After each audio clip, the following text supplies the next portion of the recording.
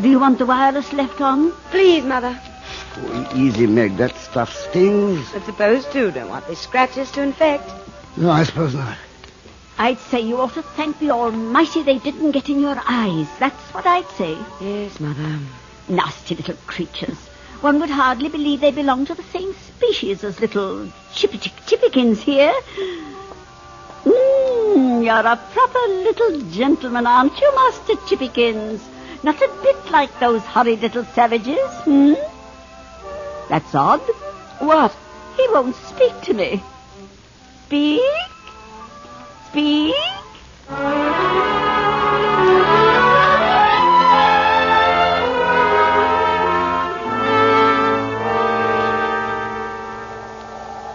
Their bodies filled the sack. The ground had frozen during the night. It was too hard to dig. I went down the cliff path to the beach. The sky was leaden. The sea was flat, calm, oily. Not a sound of birds.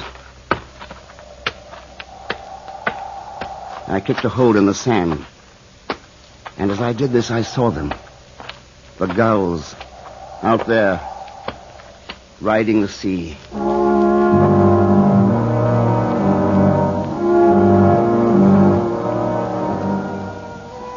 What I had thought at first to be sea-scab, wind froth, were gulls. Hundreds, thousands, tens of thousands. They rose and fell in the trough of the sea, silent, like a mighty fleet at anchor. To the eastward and to the west, the gulls were there. They stretched as far as the eye could reach in close formation, packed line on line. Somebody ought to know of this. Something should be said. But what? Could I call the police? Hello, Constable? I want to report some birds. Oh, no, they'd think me mad. They'd think me drunk. Take my report with great politeness and thank me. But they were out there, waiting. Waiting. For what?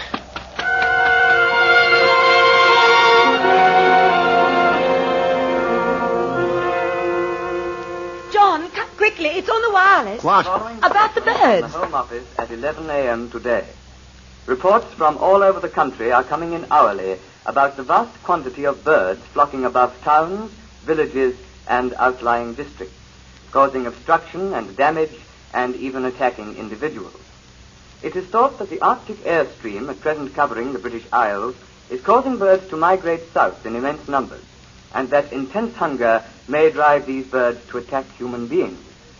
Householders are warned to see to their windows, doors, and chimneys, and to take reasonable precautions for the safety of their children. A further statement will be issued later. There, you see? Wait till Mr. Bell hears that. And just now, down on the beach, I saw 1,000,000 gulls riding on the sea, waiting. Waiting? Waiting for what, John? I don't know. Well, the bulletin said the birds are hungry.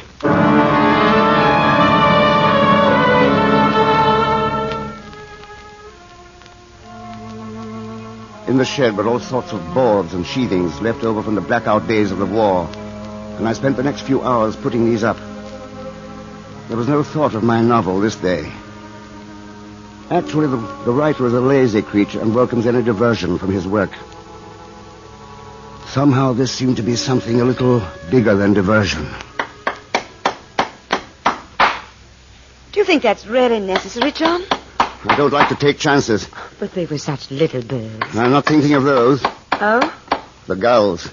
I see. Are you going to do the downstairs, too? I think I better. It'll be dark with the windows all boarded up.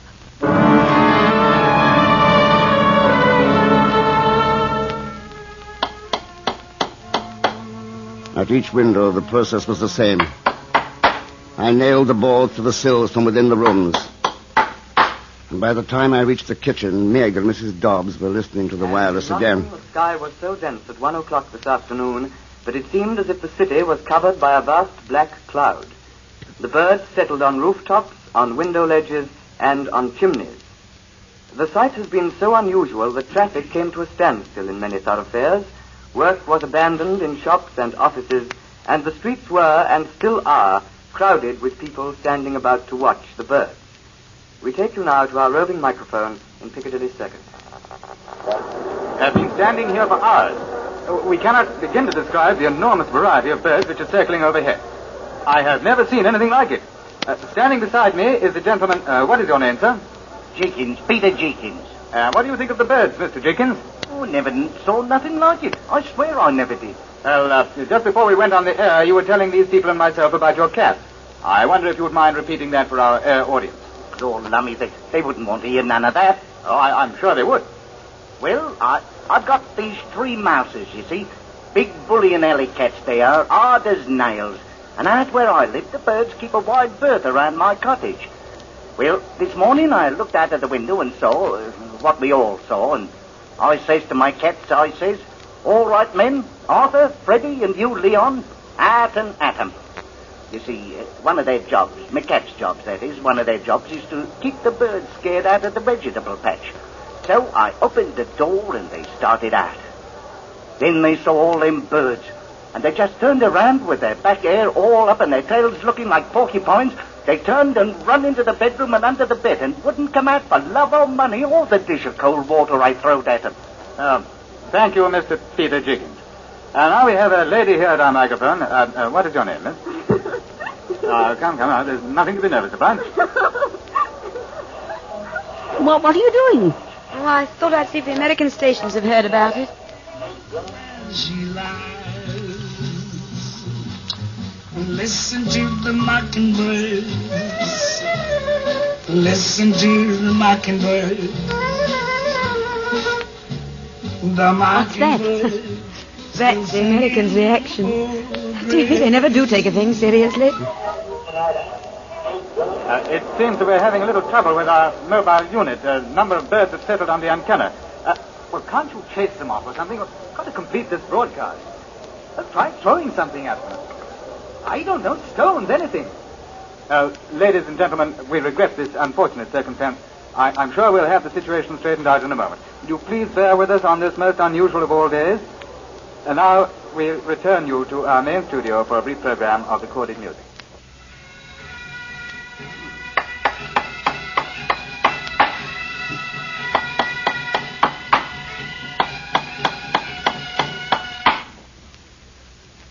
There. That ought to hold it. If you want my opinion, it's all nonsense. That's what it is. Oh, Mother. Boarding this place up so we have to light the lamp, and it's only 3 in the afternoon. Tell me, how much singing has Chippikins done today? Not a note. He's off his feed, that's what. Look at him. He's so nervous and agitated, what with all your banging. See? I saw. The bird seemed possessed. He flew from one corner to the other, his shiny black eyes flicking from one of us to another, yellow wings quivering. John, look out there. Where? The ocean. Oh, you mean that cloud, that big black cloud? It's not a cloud, John.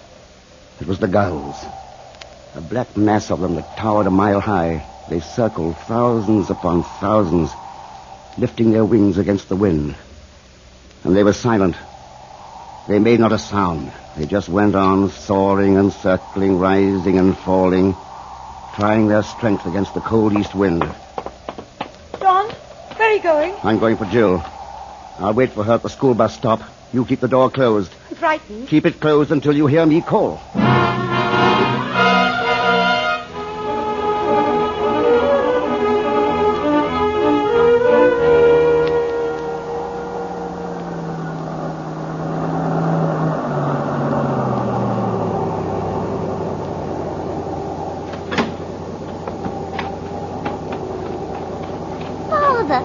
What are you doing here? Come, Jill, hurry. Well, all right, but you look so funny.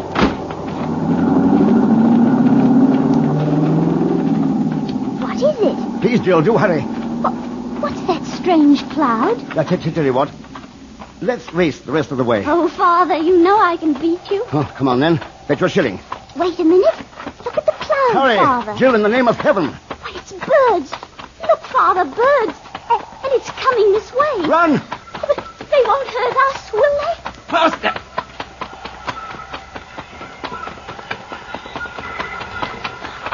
I'm scared. Meg! Meg!